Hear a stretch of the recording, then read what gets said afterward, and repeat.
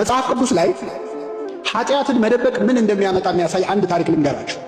ታሪኩ የነቢየ እግዚአብሔር ዳዊት ታሪክ ነው።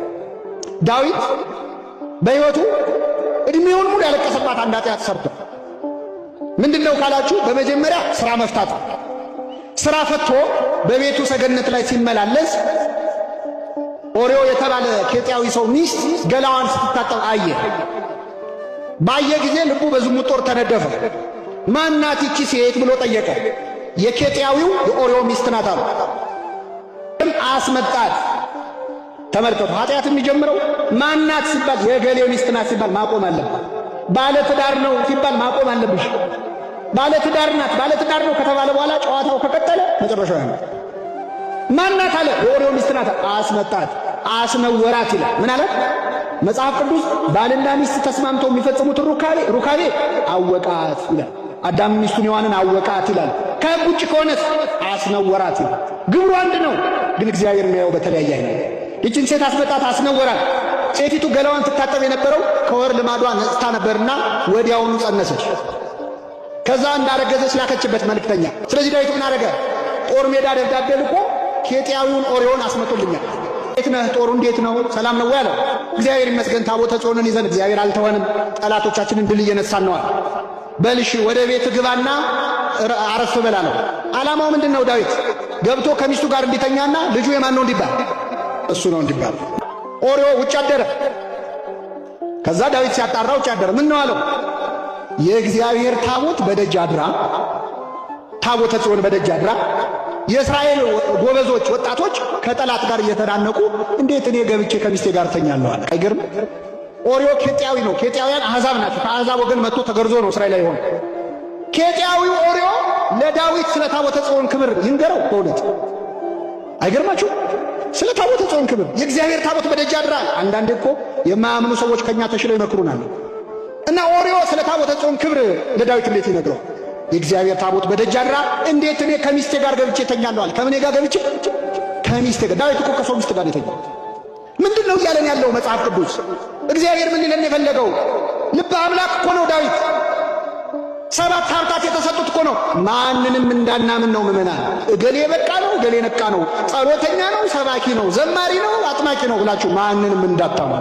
ኃጢአት ያላዋረደችው ሰው የለም። 1000 ጊዜ ቢዘመር ከዳዊት ይሻላል? ይበልጣል? ዳዊት እግዚአብሔርን እያየ እኮ ነው የዘመረው። ግን ኃጢአት ሲያዋርድ የማይጠለው የለም። እንዲቆመን ስንናገር አይታችሁ አቤት ሲዘምር አቤት ሲቀድስ ብላችሁ ማንንም እንዳታምኑ። ከዳዊት አንበልጥም ምንም ብንሆን። ወግታ የጣለቻቸው ብዙዎች ናቸው። ኃጢአት ያላዋረደችው የለም። ከመዋረድ ይጠብቀን እግዚአብሔር። ዳዊት ነገሩ አላምር ሲለው ደብዳቤ አስይዞ ላከው፣ ይገደል የሚል ደብዳቤ። ኬጢያዊው ኦርዮ ወደ ጦር መሪ ወደ ኤልያብ ሄዶ ያን ደብዳቤ ሰጠ። የሞቱን ደብዳቤ ይዞ እንደ ባህራን፣ የሚገደልበትን ይዞ እንደ ይስሐቅ እንደ ክርስቶስ ደብዳቤ ይዞ ሄዶ ሰጠው። ጦር መሪው ሲያየው ይሄ ሰው ይገደል የሚል ነው፣ የንጉሥ ትእዛዝ ነው፣ ምንም ማድረግ አይችልም። ወታደሮቹን ጠራና ኬጢያዊውን ኦርዮን ይዛችሁ ወደ ጠላት ሂዱና ጠላት ግር ብሎ ሲመጣ ሸሹ አላቸው። እሺ አሉ። ጠላት ግር ብሎ ሲመጣባቸው ጥለውት ሸሹ። ታቦተ ጽዮንን ጥላችሁ ከድታችሁ እስራኤልን ከድታችሁ ወዴት ነው የምትሄዱት እያለ እየለፈለፈ ተደብድቦ ሞተ ይላል። ይህ ሁሉ ሲሆን ማን ይመለከታል? አሁን ነቢዩ ናታን መጣ ወደ ዳዊት። ምንድን ነው አለ ዳዊት። ደነገጠ። አመጣጡ አላማረው። እረ ንጉሥ ሆይ በአገርህ ትልቅ በደል ተሰርቷል። ምን ነው? ምን ተፈጸመ? አንድ ሰው ብዙ በጎች ነበሩት አለ። ባለጸጋ ሰው ብዙ በጎች ነበሩት። ከጎረቤቱ ደግሞ አንዲት በግ ብቻ ያለችው ድሃ ሰውዬ ነበረ። ይህ ድሃ ሰው ወደ ሩቅ አገር ሲሄድ ይችን አንዲት በግ ጥሎ ላለመሄድ ብሎ ለጎረቤቱ ለባለጸጋው ብዙ በግ ላለው ባለሀብት አደራ ብሎ ይችን አንድ በግ ሰጠው። እስከ መጣ ጠብቅልኛል። እሺ ተቀበለ የባለጸጋ። ከዚያስ እንግዳ መጣበት። የባለጸጋ እንግዳ ሲመጣበት ግን ካሉት በጎች መካከል ማረድ ሳስቶ የዚህን ሰውዬ አንዲት በግ አረደበት። ይህ በደል ተፈጽሟል በአገር አለ። ዳዊት አዘነ። ይሄ ሰው ምናምንቴ ነው አለ። ስለ አንድ ፈንታ 4 እጥፍ ይመልሳል። ስንት እጥፍ?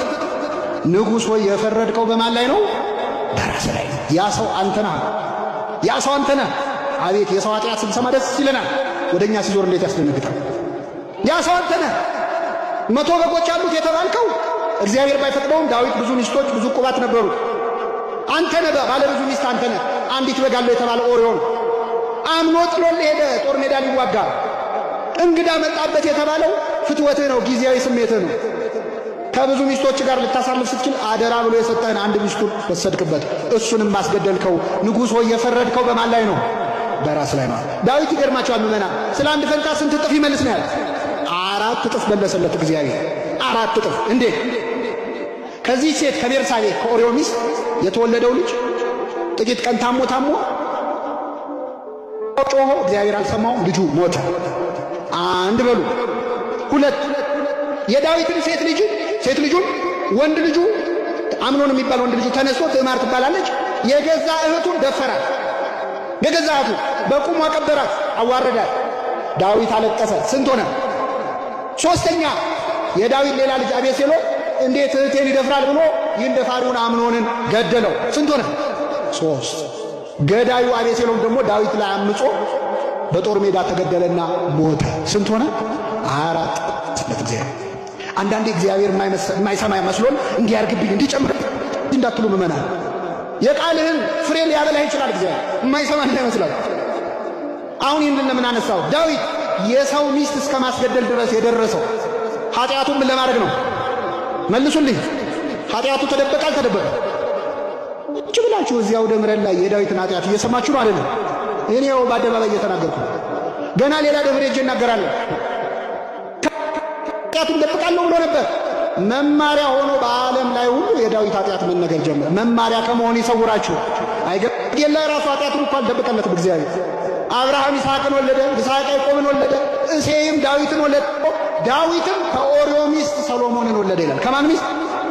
ኃጢአትን ስትደብቅ እግዚአብሔር ይገልጥብሃል፣ ስትገልጠው ይደብቅልሃል። ኃጢአታችንን ለመግለጥ እግዚአብሔር ኃይሉን ያድለን።